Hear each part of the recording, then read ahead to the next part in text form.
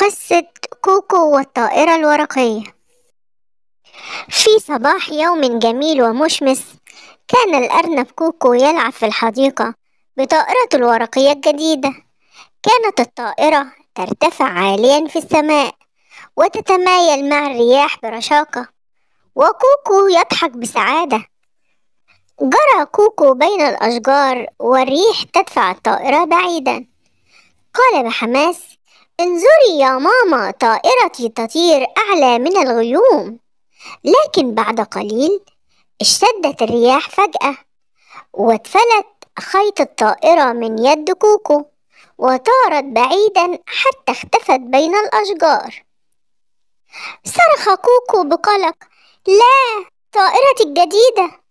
بحث حوله كثيرا لكنه لم يجدها.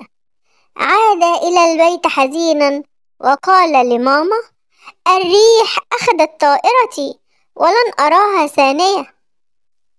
ابتسمت ماما وقالت بلطف: ربما ما زالت قريبة يا كوكو، غدا نذهب سويا ونبحث عنها، ولا تفقد الأمل. في اليوم التالي خرج كوكو باكرا مع ماما إلى الحديقة، وتتبع آثار الخيط المقطوع حتى وصل إلى شجرة طويلة. وفجأة سمع صوتا صغيرا من الأعلى يقول: كوكو، هل تبحث عن شيء؟ رفع رأسه فإذا بعصفور يحمل الطائرة بين أغصان الشجرة. قال العصفور بابتسامة: هبت الرياح أمس فالتقطت طائرتك قبل أن تتلف. فرح كوكو كثيرا وقال: شكرا أيها العصفور، لقد أنقذت طائرتي. ثم قالت ماما وهي تبتسم: أرأيت يا كوكو، لو ربطت الخيط جيدا لما طارت منك. هز كوكو رأسه وقال: صحيح يا ماما، من اليوم سأكون أكثر حذرا.